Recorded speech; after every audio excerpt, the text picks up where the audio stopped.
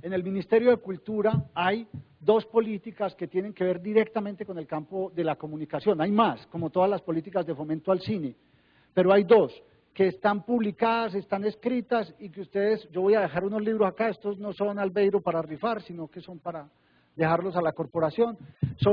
Aquí están escritas las políticas, los invito a que las lean y a que envíen sus comentarios y sugerencias, y esa es la primera relación que yo les propongo que establezcamos.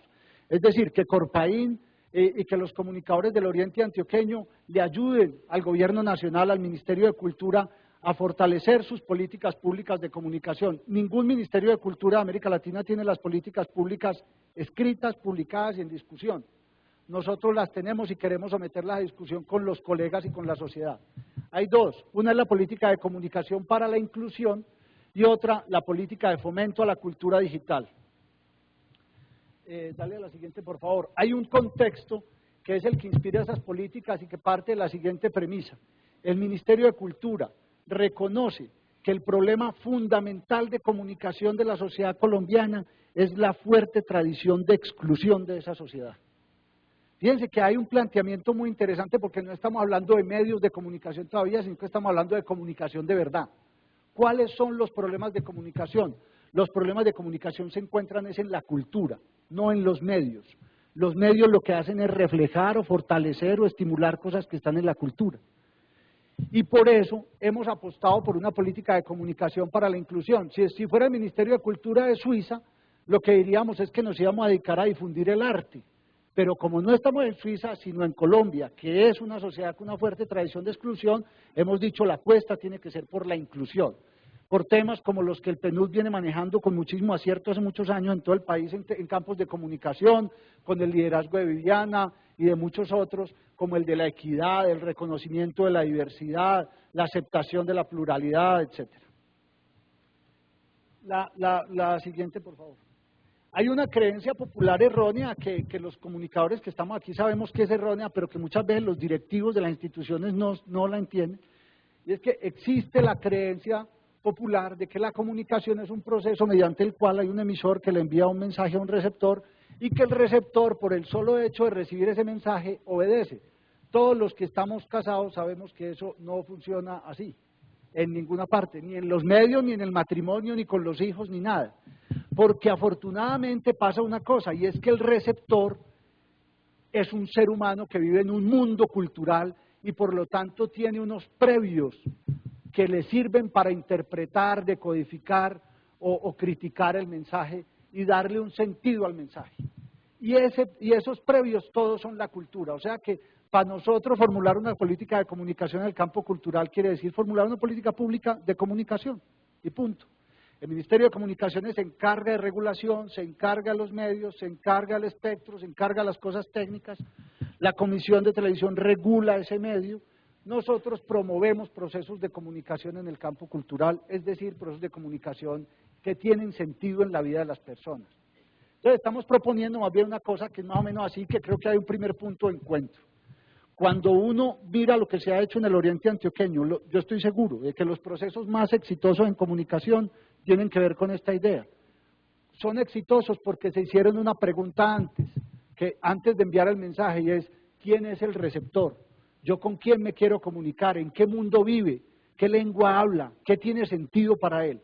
Cuando uno se hace esa pregunta, entonces posiblemente puede diseñar algunas estrategias de comunicación que estimulan esos sentidos en esos ciudadanos y por lo tanto sucede un proceso de interpretación ahí, que puede que tenga que ver con la vida de la gente o no.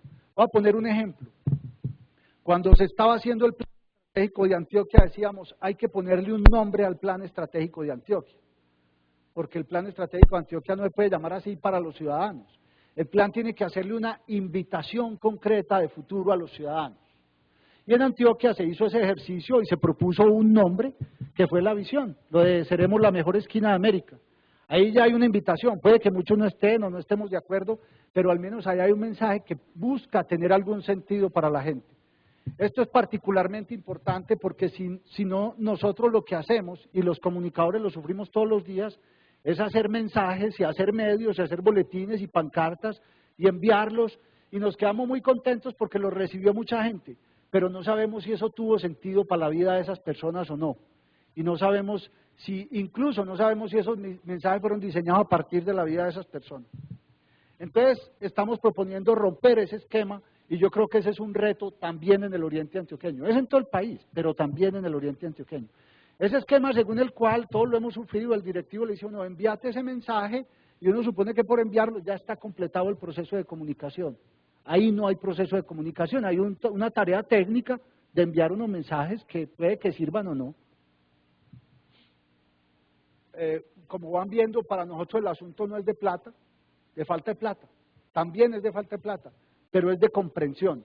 Si tenemos mucho dinero para hacer comunicación, pero no avanzamos en las comprensiones que necesitamos avanzar, no hacemos nada. Y ahí viene el otro punto de encuentro, y es que para nosotros lo más importante que hay en comunicación en el oriente antioqueño en este momento es la mesa.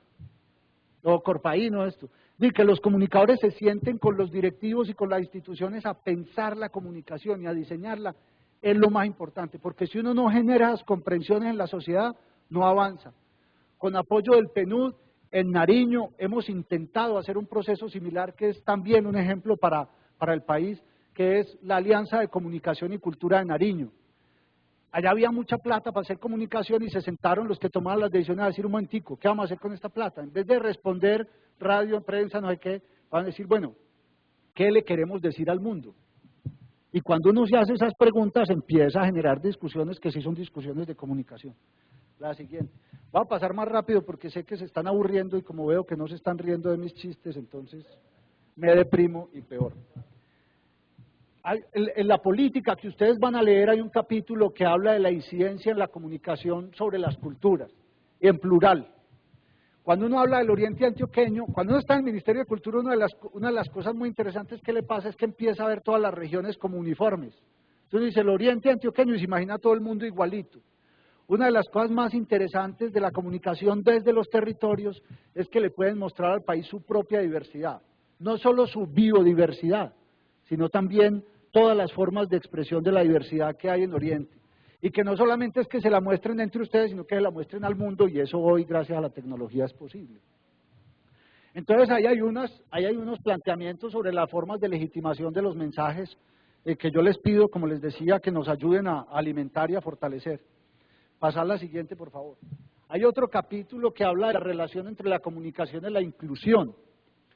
Y hay una tarea que todos tenemos que hacer, es garantizar el acceso a los medios de comunicación y a la expresión a aquellos que han sido tradicionalmente excluidos. Esto no es un invento del ministerio, esto está claro en las teorías de comunicación en todo el mundo, lo difícil de eso es hacerlo. Porque hablar de permitir la expresión de las minorías es muy bonito, pero cuando uno lo empieza a hacer y empieza a aparecer aquella minoría que contradice, que conflictúa, que tiene otra cosmogonía, otra forma de percibir el mundo, entonces eso genera conflictos, tensiones, ruidos en la sociedad.